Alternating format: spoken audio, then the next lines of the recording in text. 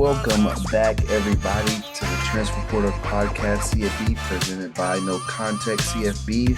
Week 10, we had a crazy week of college football. In my opinion, this was the best week that we've had all season. Got a lot of stuff to talk about. Got my boy George with me. How we doing, George? Doing good, doing good. Yeah, I think this was hyped up and lived up to the hype. Definitely the best, weekend of the entire season so far. Every single slate, noon, afternoon, evening, all had awesome games. So we'll go through all of them. Yeah, let's get into it. Let's start with my opinion, one of the best rivalries in college football, LSU versus Alabama. Man, there was I thought that was gonna go down as one of the great rivalries. It's a shame that Daniels got hurt. But Yeah. man, what a game. Is Alabama is the boogeyman back? I think Alabama's for real. I know people were kind of questioning Alabama. I was absolutely one of them. People thought this was going to be a down year. People weren't sure what Jalen Milroe was going to be able to do. And I think they kind of figured it out. He's terrorizing people with his legs. It kind of reminds me of Jalen Hurts, just able to run almost at will and throw the ball when he has to. And I mean, he still could complete passes downfield. He still could do everything, but they didn't really have an answer. They could not contain him. They didn't put a spy on him all game for some reason. So couldn't really figure that out. But I mean, Alabama's for real and they're back. And I think they have a really legitimate shot of winning the SEC, and that's going to upset a lot of people. Yeah, I remember early on there was questions about I would say like Jalen Milroe and about like Tommy Reese and Nick Saban. And it seemed like they were running like Nick Saban, Tommy Reese's offense, and they wanted Jalen Milroe to run that offense, and it didn't work out. They brought in Tyler Buckner and some other people to see if they can run that offense. Wasn't going to work. Shout out to Nick Saban. I mean, he just no matter what his quarterback is, what he can and can't do, he builds the offense around that quarterback, whether it's Mac Mhm. Jones, whether it's Tua, Jalen Hurts. Now it's Jalen Milroe. They're running the ball. They don't need to pass. It seems like. Um, Yeah. do you think this is sustainable though? Because LSU's defense isn't really that good, right? I mean, we Yeah. saw them they gave up a lot to Florida State. They've given up a lot of points all year. They're not the best. They were without I think three of their corners. Mhm. So do you think there was more Alabama and Jalen Milroe or LSU? I'm gonna go against my better thought and say that I think it's actually just Alabama being good. I think, like you said, I think they tried to install a Tommy Reese offense, and then credit to them, they kind of realized that they just have the best players on the field, and if they just allow them to do what they're good at, they're going to be successful. And I think Alabama did look very good. I know LSU's defense isn't phenomenal. I mean, they gave up like 50 to Ole Miss, so it's not really that crazy, but Alabama did look good holding down LSU, even though 28 points isn't nothing. But I mean, Jaden Daniels is a legitimate Heisman Trophy candidate, and they were able to just outscore them, which is kind of wild to say. But I'll lean this towards Alabama being good rather than LSU really, just giving up too many points because Alabama, they just had no answer and they were able to do it in all sorts of ways. But I mean, Jalen Milroe, 155 yards on the ground and 4 touchdowns is just inexcusable. Like that's out of control. Yeah, I thought Alabama did a really good job scheming, like Mhm. getting him in space one on one with those corners, and they just couldn't tackle him. Yeah. So shout out to them, they got it. It's looking like it's gonna be Alabama and Georgia. Yeah, Once just again, just what everyone wants to see, man. Just what everyone wants to once see. Oh my again. god. Uh, so let's go on to another big matchup. I was so upset they were playing at the same time because this was another great game. Washington and USC. Uh, I don't think USC. I mean, they're not out of the Pac-12 yet. They have Oregon. I think that if they beat Oregon next week, then they control their own destiny still. So there's still a lot to play for at Mhm. USC, but Washington, I mean, that offense, they if they can run the ball like this all of a sudden, I mean, Mhm. how do you stop them? Yeah, I think they had what 250 yards rushing their running back had, which was Yeah, unbelievable. I'm blanking on his name right now, but that was incredible. They looked good. Granted, USC's defense is just pure Swiss cheese, so it's not really anything to hang your hat on. But you can't really complain about 250 yards rushing from your running back. But yeah, both evening games on at the same time. I had them on same two different. time. I have on two TVs, and both overs hit in the third quarter, which was out of control. And it was just super fun to watch. But no, like you said, USC's technically not dead. I mean, it would take a miracle in my mind, for USC to still really, win the Pac-12. An actual miracle. I don't see that happening. I don't see them beating Oregon. Um, and then weirdly, one of the big storylines that came out of this was Caleb Williams, like, getting emotional on the sideline after the game, and people trying to make a hot take about it. I don't really understand that. I mean, let the kid play and be emotional. He's an emotional guy. He, wears his emotions on his sleeve, and plays with a lot of heart. So I don't know. People trying to pick him apart because he's the Heisman Trophy, Yeah. returning Heisman Trophy candidate or winner, and the consensus number one overall pick in the draft so far. So I don't love people trying to rip him apart, but I do think USC is not looking great this season, and I don't really love their perspective moving forward, to be honest, either. Because where do you really go from here? I mean, you had their defensive coordinator getting fired, and they just look awful, on defense, and their offense is kind of all centered around Caleb Williams, and you can hide a lot of stuff when Caleb Williams is your quarterback and just kind of scrambling around. So I'm really, really interested to see where they go from here. Yeah, it's with the defense, I mean, it's so like you hate seeing somebody get fired, Mm. like somebody lose their job, especially like think around him and Alex Grinch. They're really close friends. So I know that was tough for him. But Washington hasn't been able to run the ball all season, you know. Like you just can't let Dylan Johnson get 250 yards. That's inexcusable. You Yeah. get and like I think he had over 150 yards before contact. So that's not like missed tackles. That's like that's scheme. That's That's scheme. you're not lining people. You're not putting players in the right position. It'd be different if they were just missing tackles, right? Because Alex Grant Mhm. isn't out there tackling. But there's no reason you gotta figure that out. For USC Caleb Williams, I mean, it's been like this all season. It's the on Mhm. offense, it's just the Caleb Williams show.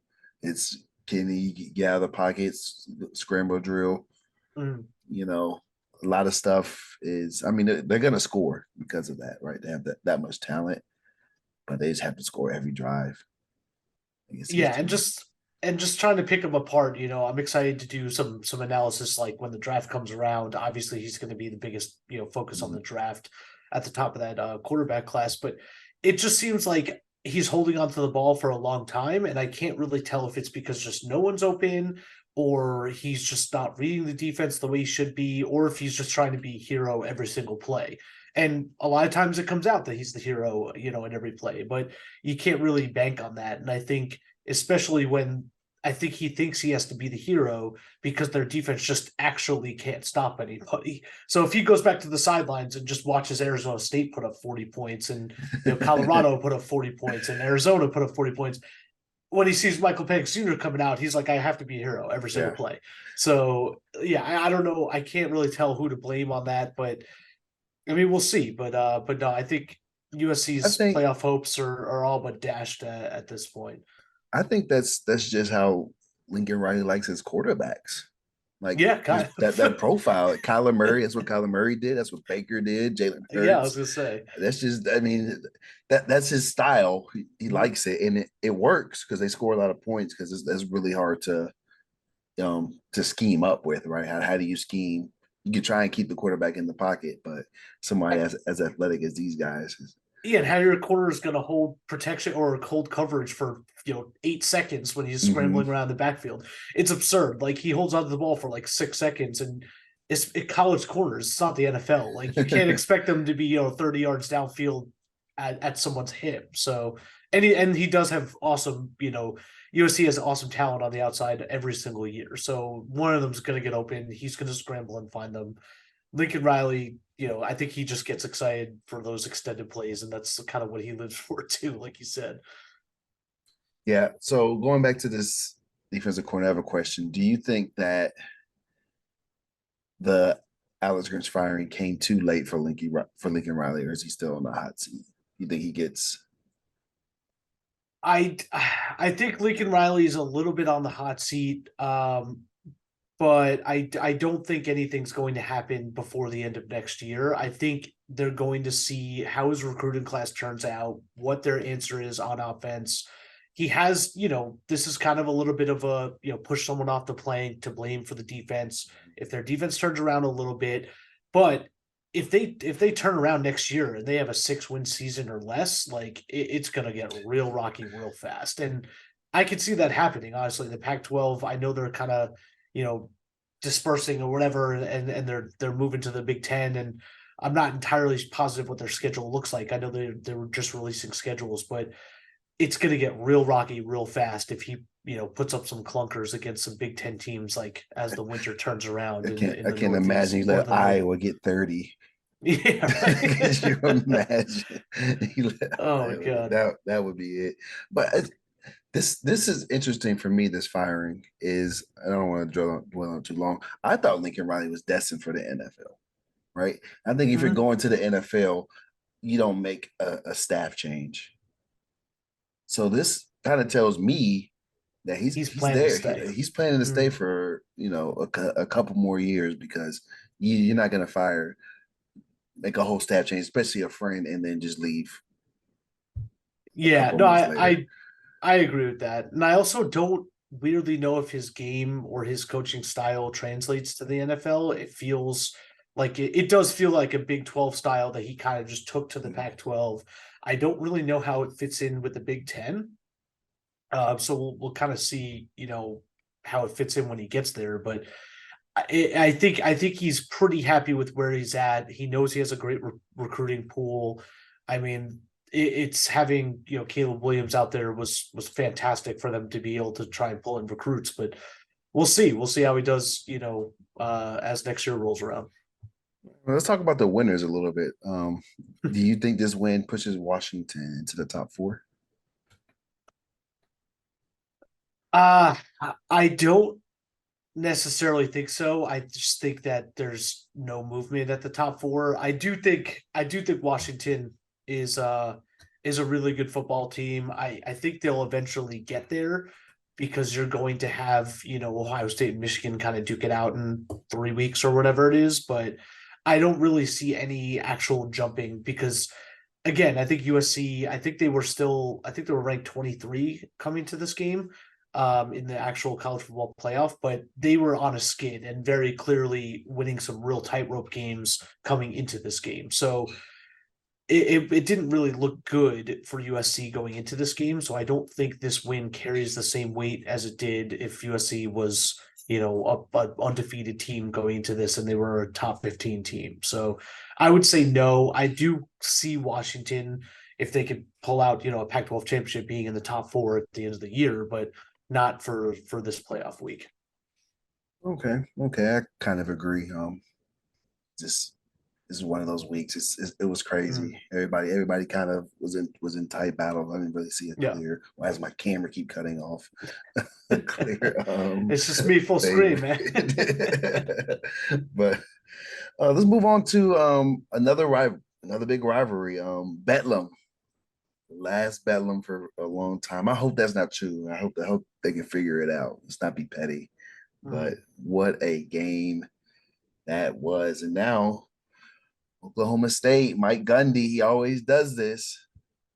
He's in the driver's seat for another Big 12 championship run. this has to be one of the most Mike Gundy seasons of all the Mike Gundy seasons, man. Because preseason they were getting some hype. People thought they were, he was going to turn around. I bet over 6.5 wins for Oklahoma State, and I all but wrote that bet off after like week two. I thought they were done. I did not think they were a good football team, and lo and behold, they're at 7-2. They're a top 15 team in the country and upsetting Oklahoma. And do you see they made shirts the last state champion with Oklahoma State? It was I so did. good, I man. It didn't was see so that. good. I saw they were playing Taylor Swift. We're never getting back together.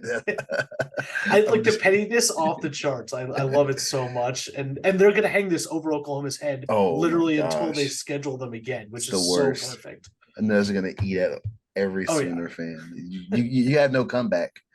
You know. And this was the you beat Texas. This was the year where Oklahoma, they were going to try and walk off and drop the mic at the Big 12. Not so fast. Where do you think you go? Where do you go from here if you're Oklahoma? Like, do you think they'll be able to? They still I they still have a chance, but They have a chance. They definitely have a chance. But I mean, Oklahoma, I don't know because like at best you're gonna compete for the Big 12 this year.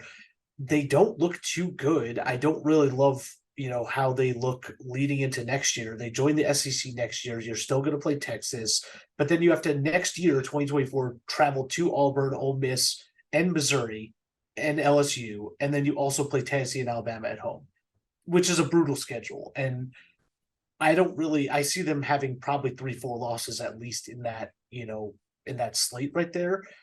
I don't really love the way they've looked. Obviously, the Texas game was a huge disappointment for the Longhorns, but yeah, I think that was just chalked up a little bit to the rivalry game, same as Bedlam. Like you kind of throw out the record book and the expectations, and it's going to be a one score game, and you're not really sure who's going to come out on top. But for this year, I mean, Oklahoma, I don't really know because now if Texas wins out and Oklahoma State wins out, which they very much could, they have UCF, Houston, and BYU. I think that's the Big 12 championship.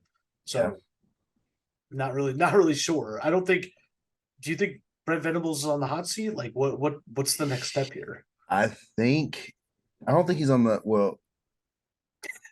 It's getting It's really warming warm. up. It's It's getting really warm because this is because he for it for Texas, right? If this was switched, right, this would still be considered a good season because how Texas have been the last 10, 15 years. Oklahoma, they expect to win like mm-hmm. now.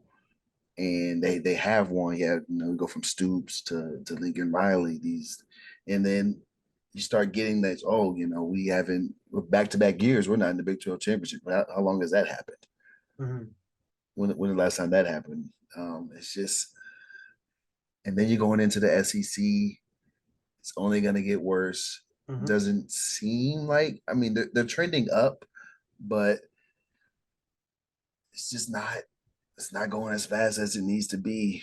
I'm interested to see if they try and get Jackson Dart some reps because he's going to be the guy next year. Um, Mm-hmm. Jackson I'll Dart's going to be not Jackson not Dart. Jackson Dart. Oh my gosh, I'm forgetting his name. Jackson Jackson Arnold. Jackson Arnold. Yes, Okay. Yeah, yeah. No, yeah, Jackson Dart's over at Ole Jackson Miss. I Dart was is at like, I, Ole I Miss. remember him. Yeah. Jackson Arnold, because he's going to be the guy next year. Mm-hmm. He was a huge recruit too. A huge recruit. I mean, I think he could spin it. Mm-hmm. Get in some games. I don't think they have to worry about burning his red shirt now. That's if eventually say I think Texas has to win 2 more games, Mm-hmm. and I think Oklahoma State has to win 1 more game, maybe 2 as well, In order to, you're talking about clinching in order to the clinch it. yeah, And it's like I think so. Wait, so you're literally telling them to essentially start prepping for next year? Like this I is mean, you're what selling right now? Like this is. what else is there to play for? I mean, you got to hope that there's some kind of upset for Texas or Oklahoma State, but I agree. I'm saying if once they clinch, I think mm-hmm. these I think Texas has TCU. They could lose that Mm-hmm. game, right? Especially if Quinn isn't there. Yeah. That game could go that can go sideways really quick. I don't see Oklahoma State losing, but Mm. if it's week 12, why not throw him out there just see what he has?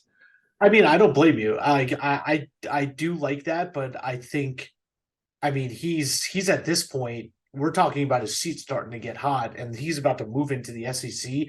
He needs to rack up. He He cannot have needs some close style games. He's got points. to. He needs some style points. He's got to He needs show some off. style points. If I mean, if they're up 3 touchdowns, then yeah, Yeah. put in Jackson Arnold and get him, allow him to throw the ball, get his feet wet. Because to change the subject, we were hyping up Malik Murphy 2 weeks ago.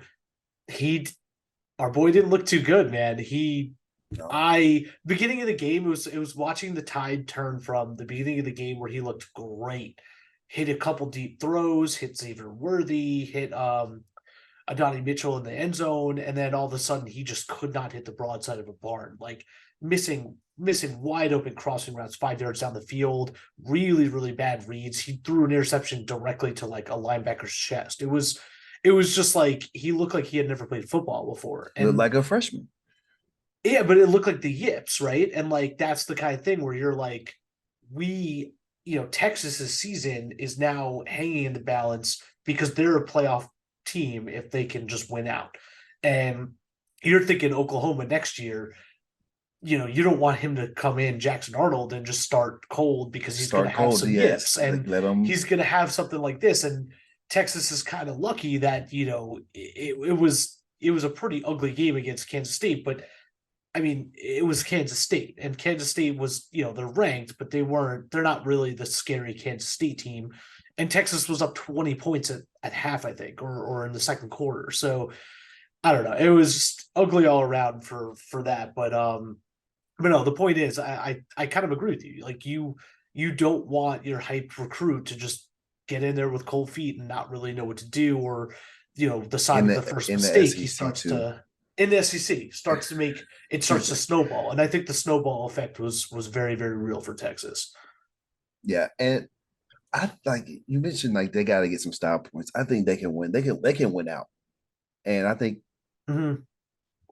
I gotta look at their schedule. I because Oklahoma's schedule for the rest of the season is West Virginia, BYU, TCU. They can win out, they right? can Like they can win out. And you go yeah, 10-2. I think you're fine, right? You yeah. go 10-2. You get your future a lot of practice that you can't simulate. There's no preseason in college football.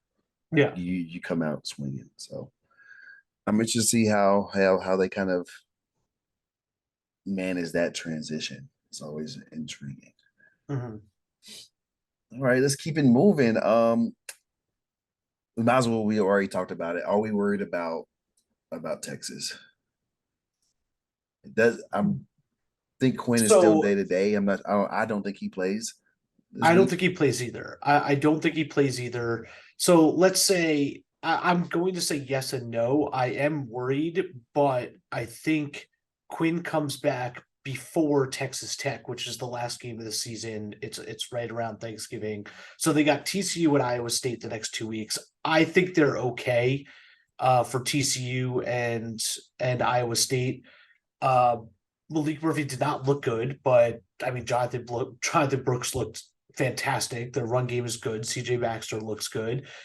They have the better offensive and defensive line every single game that they play, but they're in real trouble if they can't put teams away. Like this is now the second time in 3 weeks. We saw it against Houston. We saw it, this week against Kansas State. They get up big. They look really good, and what happened to all gas no breaks. Like they're just kind of slowing down, and they just let their defense just, I don't know if they're getting sleepy. They kind of fall apart. They just let other teams in. And it seems like the snowball effect and all of their mistakes start compounding by each other. So I would say I'm worried about that because you don't want to limp into the playoff, right? Like you don't want to limp into, to a New Year's Eve bowl and, get the doors blown off. I think we definitely need to get Quinn Ewers back, hopefully before TCU. If Malik Murphy can, turn it around a little bit, get momentum, Quinn comes back, plays well, then I'm not super worried, but I don't know. We'll see. What do you think? Yeah, kind of for the same reasons. We're just We're not finishing games, and a part of that is just because the red zone Mhm. offense is atrocious, and it's hard. It's hard to keep scoring from 30 yards out, Yeah. right? I think, and that's what you're seeing. We can get the big plays and Mhm. stuff. We can get the or we first a turnover, get the ball on the 3 yard line. Yeah, you're gonna score from there, hopefully. But Mhm. if you keep having to kick field goals and the other team's going down getting touchdowns, eventually they're gonna crawl back into it. Especially with Sark, he's really aggressive. He's gonna go for a lot of those times, and you know the 20, 30 yards out. This is the red zone offense. We saw it with Quinn. Mhm. We saw it yesterday with Malik. I think we were in the red zone 5 times. We had 13 points, or 4 times we Yeah. had 13 points, or something like that. It's And it's frustrating not because the good. run game does look good and gets a push when we're, in the middle of the field. But then I guess once the deep threat of, AD Mitchell and Xavier Worthy aren't fully there, then we kind of lose the ability to get a push up front because they're stacking the box. I'm honestly not really sure, but I really think we have to utilize like the tight end and throw a little bit more to Sanders. We gotta get some size, down the red zone and move people out of the box to be able to like have a little bit of a dual threat and then not take, a shotgun slowing like a just a dead stop, handoff to Jonathan Brooks. What is he's not running people over, right? So I don't know. It's a little bit ugly. You're right. They rely on the deep play way too much. They're very very good at it. And when Malik actually is accurate, he was hitting people downfield too. So it's not just Quinn Ewers doing that. But yeah, no, it's a little bit scary because when you can't score, at those close like goal line plays, you're not going to beat a team in the playoff. You're not going to be able to compete for a national title, which is clearly the hope right now for Texas is if they can just win out and win the Big 12, they got a shot. So and this is the year when everyone is not really sure who's super good and who's not good. They already beat Alabama. Everyone else has looked like they had flaws. Yeah, you mentioned who's not good, who's not good. I'm curious, who is the best one loss team? I think there's three obvious options, right? Oregon, Mm-hmm. Texas, and Alabama. Um, Oregon, they once again they look really good. Had to put a beat down this week. Mm-hmm. Who is the best one loss team? Because I think it's going to come down to that one loss team for one. It's going to be one bid. It's Mm-hmm. going to be a one loss team. Who's it going to go to? I mean, I hate that I have to say Alabama, but I feel like I have to say Alabama. Really? Alabama's a very scary football team. And this is honestly Texas's the last, Houston and Kansas State game. They look very skeptical. I don't know how Quinn Ewers is going to come back healthy or not.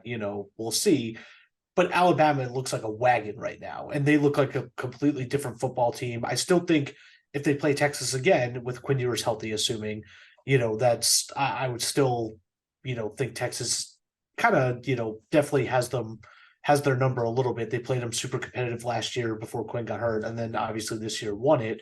But I mean, it's between them and Texas, and just recency bias. Like they went through a gauntlet of Tennessee and LSU in the past 2 weeks, and those were games that they pretty handily won. And people were saying there's a potential upset. They're not the same Alabama, but I mean they really stuck it to Tennessee, and it wasn't. It was a close game against LSU, but Alabama just looked like the better team the entire day. Jaden Daniels can only do so much, and I mean Malik Neighbors looked incredible, but Alabama just was running it right past all of LSU's players. Yeah, they look good. I'm gonna go with Oregon. Okay. I think I think Oregon and Texas they're very similar. They have Mm, very, an elite running game. The head coach they they they they love to run the ball. Like Sark, he loves to pass, but he's a run first coach. So is Dan Lanning. Very aggressive, very good offensive line, very good defensive front. I just think Oregon. I see it more completely than I do with Texas, and more consistently. I'm not sure why exactly that is. It might be quality of opponent, honestly, but I just that's yeah, because it's difficult for me because when I look at Oregon, you're seeing them. It's hard because I think it's the recency bias of Washington hasn't looked good and was essentially an equal team in my eyes to Oregon. Like Yeah. they were right there. It came out to the wire, and Oregon's basically blown out everybody else. And I can't really fault Oregon for that. So I like that answer. Yeah, they that's the only time they've really looked vulnerable, to be honest. Like every other team, they've been kind of running up the score a little bit. So we'll see. But I mean, Oregon's got USC next week, so if that game is very close, then I don't really know what to make of the Pac-12 because maybe the Pac-12 are just all the same level, and the level is just not really where we think it is, right? Yeah, I mean, it was what was it? They had like what 8 teams at one point, ranked Yeah, no, or like it something was like week that. 3 or 4 because Yeah. I think week 2 Oregon beat Texas Tech, and that was when Hmm. people thought Texas Tech was going to be competing for a Big 12 title, and Oregon was a top 5 team in the country. Washington, like, and then people thought USC was going to be a title contender also. So yeah, it's I don't really know what to make of the Pac-12. It's going to be a huge cannibalization issue for them, but I mean, that's probably for the best. I don't want to see, 2 Pac-12 teams, and then both of them, get the doors blown off when they face a more physical team or, someone who actually has a really good offense. I mean, gotta talk about the darlings of the Pac-12, Colorado.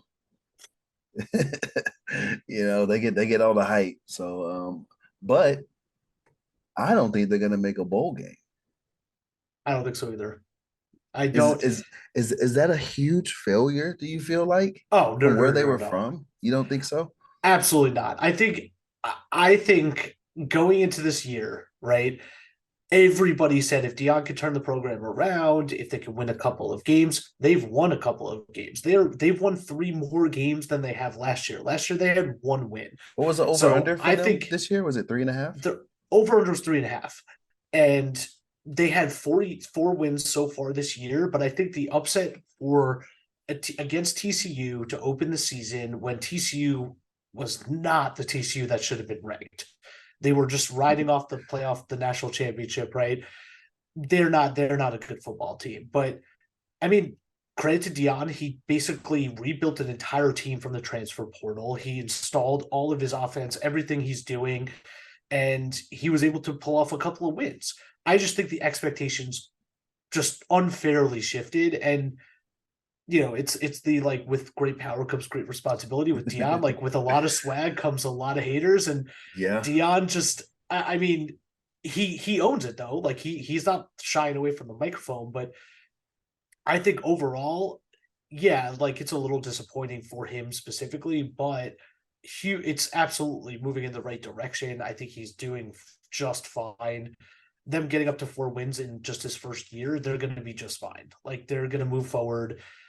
I think they're going to be okay. And I don't think it's a disappointment, but I think a lot of people, for some reason, thought that they were going to be competing at a level that was just very, very unrealistic.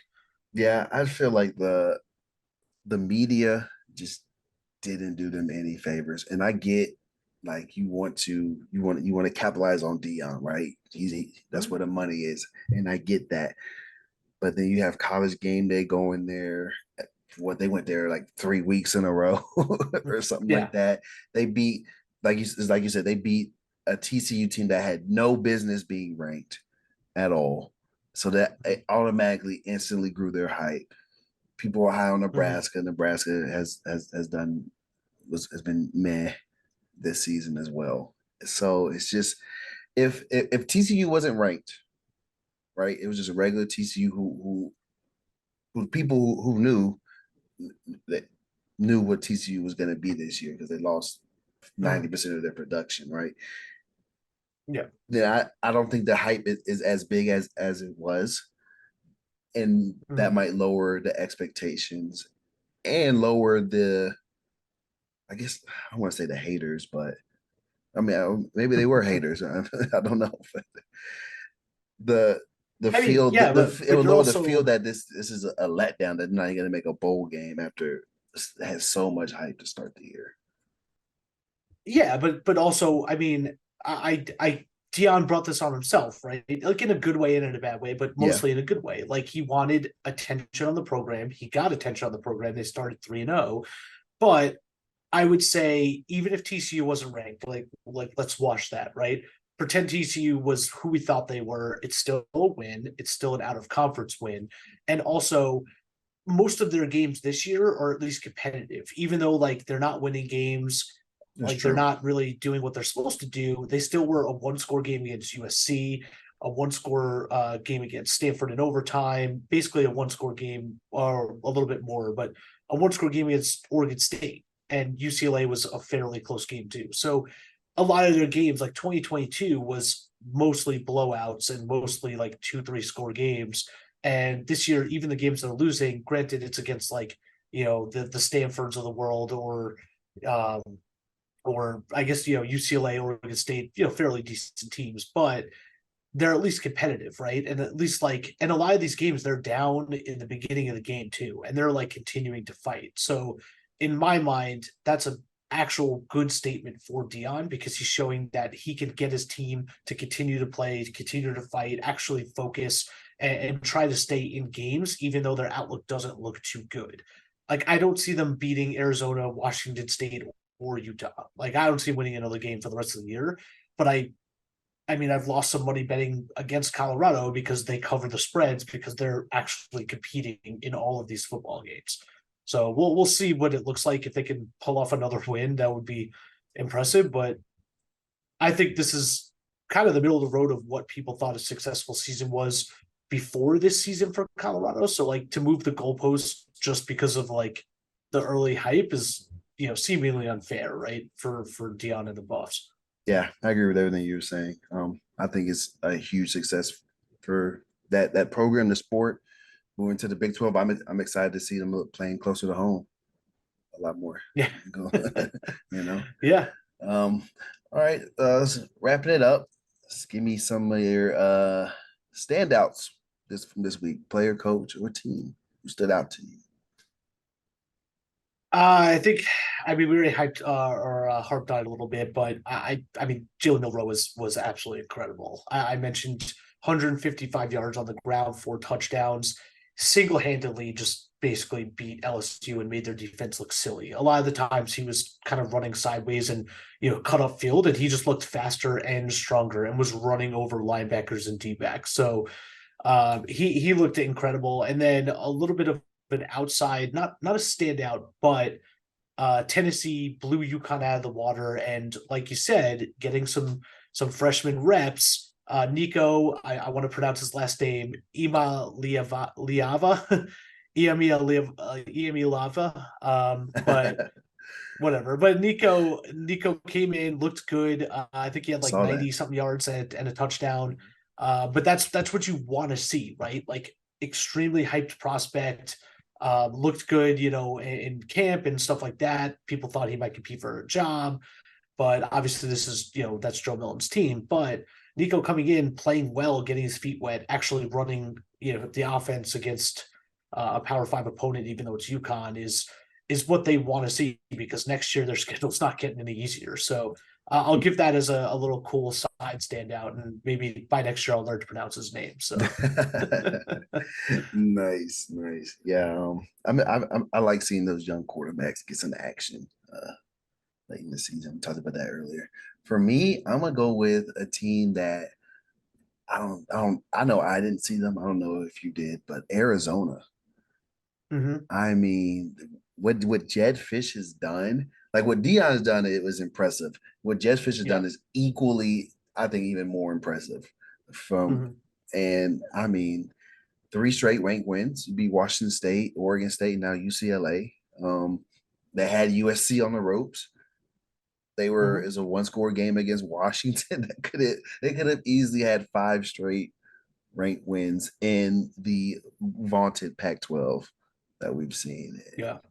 They had a bowl game for the first time in I think it's 5+ years. They're back bowl Mm-hmm. eligible.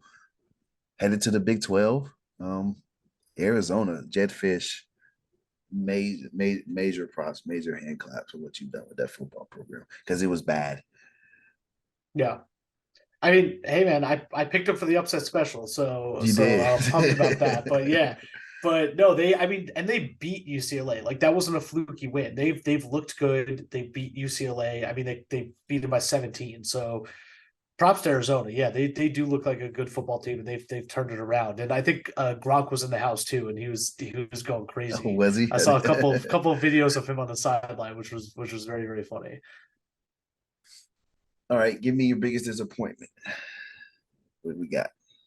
Uh I got a couple. So we already talked about this, so I won't harp on Texas's defense, but not being able to close out games and giving up, 20 points to get taken to overtime, not ideal. So a little that's a disappointment. They got to clean that up.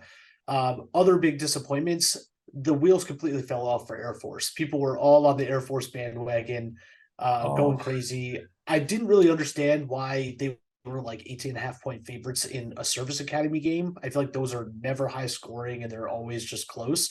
So I was all over Army for that. But I mean, Air Force just putting up 3 points is abysmal. And I feel bad because that was they were a little bit of a darling, and started to move up into the rankings. And then my last one's Notre Dame. Just ah, that's a fraud game. Like Clemson's on the ropes. They're not a good Clemson football team. I get it that Dabo had a lot of press and hype going into this game, and people were saying that how are you going to bet against Dabo at home when all this they're 4-4 and he's getting fired up and whatever. But that's a game that if Notre Dame's a legitimate team, Marcus Freeman's got to pull that off. Like he's got to be able to win that game. They were favored going into Clemson. Sam Hartman did not look too good. It just they looked a little bit lost, and they looked like they were disjointed. They couldn't really put anything together. So definitely a huge disappointment. They were my lock of the week and completely let me down by losing outright. So big frauds. did you see Dabo's speech after the game? No, I didn't. What he said? Classic Dabo. He's all fired up. He's like, if you got Clemson stock, you better Oh, buy it now because the stock's going up. He's just so fired up. Oh my gosh. uh, So, but yeah, Notre we gotta Dame. have I mean, villain. Yeah, he's a villain. Like you gotta have villain coaches, and everyone's mm-hmm, against Dabo. So, mm-hmm. but hey, he's gonna use that for motivation. It's just, Oh, it's but great yeah, motivation uh, right now. I mean, it doesn't change how yeah, I feel about the Clemson program, but agree. Yeah, I guess that's a quality win, right? I mean, I mean, yeah, like on paper it is, but that's to me, it's like starting to look like Notre Dame were just kind of frauds. So, yeah, it's tough to you had those such high expectations in mm, it, and like it all comes. That's what I think we could see with Oklahoma too. Like, they had these championship aspirations. A ball doesn't bounce your way, and as you know, it's all over. How do you pick yourself up off the mat? Finish out the yeah. season, keep fighting. Um, for me, I have one, and this team has been bugging me for a while because I want to see like I want to see the magic, and I feel like I'm not seeing enough. Florida State. Hmm. I'm tired of these close games. You're like right. I have this saying: there's no such thing as a bad win, Hmm. and I agree, especially in college football because every game matters. You lose one game, your season's over Hmm. in some cases. But style points also matter, and I think Florida State they need some style points, Yeah. and I'm They need not some I'm not style points seeing the bad. style points. I'm not seeing the style points. I'm not buying the Jordan Travis stock, like you said, like the Clemson stock that people were trying to buy. I'm not buying Travis's stock. And there I know the question was, a little bit of a sub tweet question at Florida State when you asked if Washington's going to be ranked because Florida State would be who they're jumping, right? Like Yes. Florida State is a weak number 4 and they are a Mm-hmm. weak undefeated team. I think they've blown out a couple of pretty bad football teams, but I think if Riley Leonard doesn't get hurt in that Duke game, that's a scary game that I don't really know, how they fare there. But a couple of other games, I mean, they beat LSU when LSU was kind of down and weren't really hitting their It's stride. first game of the year. I mean, they know how to play yet. first game of the year. If they played again tomorrow, assuming Jaden Daniels, is healthy and not in the concussion protocol, but if they play tomorrow, I'm taking LSU, right? So I don't know. I don't really know what to think, but their schedule out for the rest of the season is Miami, North Alabama, and Florida, and all three of those are games they're going to be favored in. But I could see them dropping one, honestly, which is frightening because they're a team that really should have national championship Yeah. expectations this Do you year. think if they win out and they continue to kind of win these ugly games, Mm, say, right? I think either one of Washington, Oregon, they're guaranteed to get in. Michigan or mhm, Ohio State, Georgia or Alabama, right? Say, I think it's going to come down to undefeated, ugly, a lot of ugly wins Florida State team. If Texas wins out, mhm. they're going to be in there. And let's just say Alabama beats Georgia, right?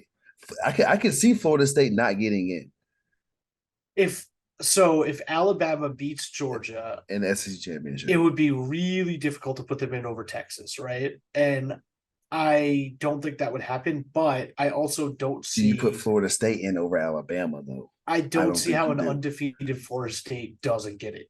It would Really, be the with some ugly conversation of wins. SEC bias would be out of It would happen. control, man. It would have. I feel And like it could happen if they go out there and they I know smack Georgia. It's impressive. it could happen, but it would be I almost want it to happen just because of the chaos, The but I chaos. would be the chaos. Oh my god, the talking heads would be us. We would be out of control too. But I could also see the committee just somehow, favoring Alabama and then leaving Texas out, which I would blow a gasket too, and that would be Yes. insane. So I don't know. I truthfully should have given more thought to some of these scenarios because now that you're saying it, an It's SEC team should get in. A Big Ten team should get in. The Pac-12 has looked fantastic. There's only 4 seats at the table. Like, what's going to happen I think it's gonna to get the Big 12? And crazy. And don't let Oregon beat yeah, Washington again in the rematch because then it's just chaos. the amount of people, especially we have a lot of people on the West Coast of the transfer portal, man. The amount of the bias and Pac-12 cannibalizing itself. If Oregon beats Washington and they're both left out, it would be very funny, but it would be so sad for college football. Oh my gosh. I don't know how you could even sleep. There'd be so much to talk about, so many different scenarios. Um, yeah, man, you got anything Oh else? man, yeah. I didn't want to put them in standout to the week because they didn't win the game, but I want to call out Missouri for actually being a good football team. They look like Yes. a legitimate SEC team now. They're 7-2. Brady Cooks looked fantastic. Their only losses were, LSU after, not their first game of the season when LSU was, full steam ahead, and then Georgia, the returning two-time national champ. So, and they played Georgia pretty well, and it was a really close Oh game. yeah. So I want to give some flowers to Missouri. I think Missouri is a good football team and they're exciting to watch. Their offense is fantastic. And then I feel like I say this every single week, but my goodness, would this be the best year ever for a 12-team playoff? Like I mean, we just I've talked been about it, right? we just talked about it, right? And I've already seen because of college football or college basketball, excuse me, starting up, people just starting to make brackets and Hmm. huge brackets of college football teams and the 12 teams and where it sits now. And there's 3 Big Ten teams and there's both Pac-12 teams in there and it's awesome and you get like the matchups even like the week one or the first bye week matchups are awesome. So I cannot wait till next year. I hope it's equally as crazy next year. And I mean, this is kind of the right back at the people who said like the NIL and there's not really parity in college football. This has definitely been the most insane season so far where anybody can beat anyone. I don't really know what's going to happen. So Yeah, I gotta was love thinking it. that on the ride home. Like this. I mean, this is perfect. And at the same for to play the other side, it's also perfect the other way because now, I mean, Mm. every game matters. Like Yeah, like it's like I said, style points matter now. How you yeah. win. You can't you can't go out there and look bad because the team across the country is killing it right now. But If Florida State, oh man, I need I don't have a take for this, but if Florida State doesn't make the playoffs and they're undefeated and win an ACC championship, that would be. I feel like that's like a hell freezing over and like and people rioting in the streets because like at that point, what do What's you the like? point? What's the point, right? Like you can't win every game on your schedule and just not get let in because you beat Boston College by 2 points. Like so, yeah, no, style points do matter. They definitely matter. It's gonna be. Hopefully, it all clears up. Might clear up this week. Who knows? We got a couple. We got more big games. We're gonna keep it going. But Yeah, George, thanks for joining. It's a yes, pleasure as always. sir. We'll do it again. The big week. Make sure everybody like, subscribe, follow. George got the bets coming in hot soon. Yes, Make sir. sure you follow the Gambling Podcast. Win some money this weekend. George, it's been a pleasure. Yes, sir. All right, see you guys next week.